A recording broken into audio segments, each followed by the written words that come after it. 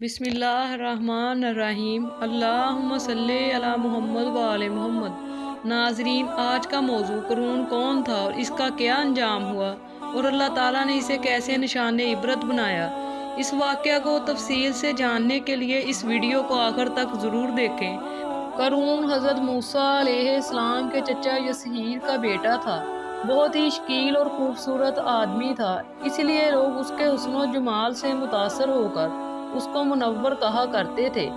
اس کے ساتھ ساتھ اس میں یہ کمال بھی تھا کہ وہ بنی اسرائیل میں تورات کا بہت بڑا عالم اور بہت ہی ملنسار و با اخلاق انسان تھا، اور لوگ اس کا بہت ہی ادب و احترام کرتے تھے۔ لیکن بے شمار دولت اس کے ہاتھ میں آتے ہی اس کے حالات میں ایک دم تغیر پیدا ہو گیا، اور سامری کی طرح منافق ہو کر حضرت موسیٰ علیہ السلام کا بہت بڑا دشمن ہو گیا اور اعلیٰ درجے کا متکبر اور مغرور ہو گیا۔ جب زکوٰۃ کا حکم نازل ہوا تو اس نے حضرت موسیٰ علیہ السلام کے روبرو عہد کیا کہ وہ اپنے تمام مالوں میں سے 1000واں حصہ زکوٰۃ نکالے گا، مگر جب اس نے مالوں کا حساب لگایا تو ایک بہت ہی بڑی رقم زکوٰۃ کی نکلی۔ یہ دیکھ کر اس میں ایک دم حرص و بخل کا بھوت سوار ہو گیا، اور نہ صرف زکوٰۃ کا منکر ہو گیا بلکہ عام طور پر بنی اسرائیل کو بہکانے لگا کہ حضرت موسیٰ علیہ السلام اس بہانے تمام مالوں کو لے لینا چاہتے ہیں۔ یہاں تک کہ حضرت موسیٰ علیہ السلام سے لوگوں کو برگزیدہ کرنے کے لیے اس خبیث نے یہ گندی اور گھناؤنی چال چلی کہ ایک عورت کو بہت زیادہ مال و دولت دے کر آمادہ کر لیا کہ وہ آپ علیہ السلام پر بدکاری کا الزام لگائے۔ چنانچہ عین اس وقت جب کہ حضرت موسیٰ علیہ السلام وعظ فرما رہے تھے، قارون نے آپ کو ٹوکا کہ فلاں عورت کے ساتھ آپ نے بدکاری کی ہے۔ حضرت موسیٰ علیہ السلام نے فرمایا کہ اس عورت کو میرے سامنے لاؤ۔ چنانچہ وہ عورت کو بلایا گیا تو حضرت موسیٰ علیہ السلام نے فرمایا کہ اے عورت، اس خدا کی قسم جس نے بنی اسرائیل کے لیے دریا کو پھاڑ دیا اور عافیت و سلامتی کے ساتھ دریا کے پار کرا کر فرعون سے نجات دی، سچ سچ کہہ دے کہ واقعہ کیا ہے۔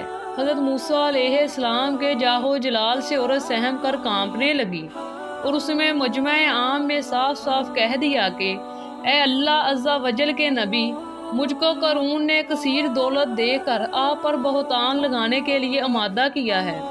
اس وقت حضرت موسیٰ علیہ السلام آپ دیدہ ہو کر سجدہ شکر میں گر پڑے، اور بحالت سجدہ آپ نے یہ دعا مانگی کہ یا اللہ، قارون پر اپنا قہر و غضب نازل فرما دے۔ پھر آپ نے مجمع میں فرمایا کہ جو کوئی قارون کا ساتھی ہے وہ قارون کے ساتھ ٹھہرا رہے، اور جو میرا ساتھی ہو وہ قارون سے جدا ہو جائے۔ چنانچہ 2 خبیثوں کے سوا تمام بنی اسرائیل قارون سے الگ ہو گئے۔ پھر حضرت موسیٰ علیہ السلام نے زمین کو حکم دیا کہ اے زمین، تو اس کو پکڑ لے، تو قارون ایک دم گھٹنوں تک زمین میں دنس گیا۔ پھر آپ نے دوبارہ زمین سے یہی فرمایا تو وہ کمر تک زمین میں دنس گیا۔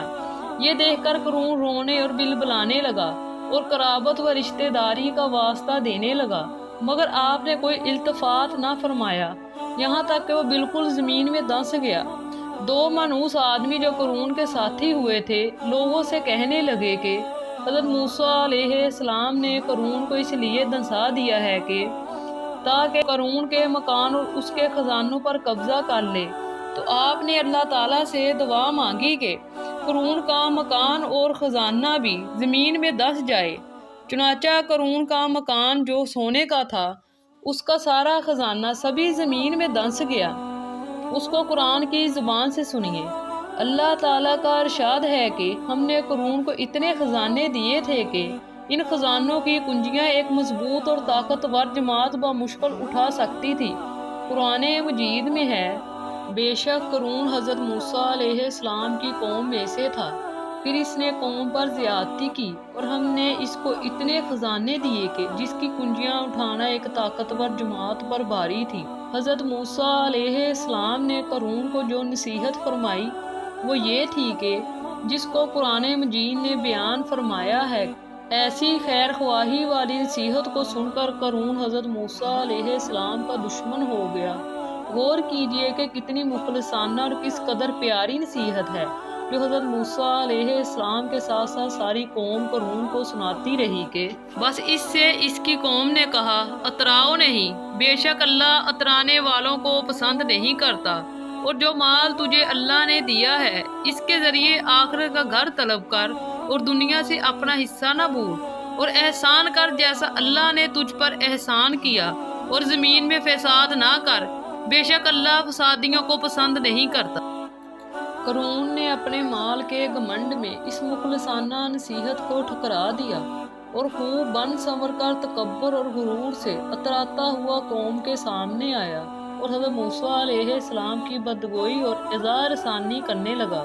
इसका नतीजा क्या हुआ, उसको कुरान की ज़बानी सुनिए और खुदा की इस कहराना गिरफ्त पर खौफे इलाही से थरथराते रहिए। अल्लाह अकबर। तो हमने इसे और इसके घर को ज़मीन में दंसा दिया, तो इसके पास कोई जमात न थी जो अल्लाह के मुकाबले में इसकी मदद करती, और ना वो खुद मदद कर सका। ये इबरतनाक वाक़या हमें ये दरसे हिदायत देता है कि अगर अल्लाह ताला माल और दौलत अता फरमाए तो इस फ़र्ज़ को लाज़म जाने के अपने अमवाल की ज़कात अदा करते रहें और हरगिज़ हरगिज़ अपने माल और दौलत पर गुरूर और घमंड करके ना उतराएं, क्योंकि अल्लाह ताला ही दौलत देता है और जब वो चाहता है पल भर में दौलत छीन भी लेता है। हर वक्त इसका ध्यान रखते हुए तवाज़े और इनकसारी की आदत रखें और हरगिज़ हरगिज़ कभी अम्बिया औलिया व सालेहीन की अज़ार रसानी बदगोई ना करें कि इन मकबूलाने बारगाहे इलाही की दुआ और बद्दुआ से वो हो जाया करता है जिसका लोग तसव्वुर और ख्याल भी नहीं कर सकते। वल्लाहु ताला आलम।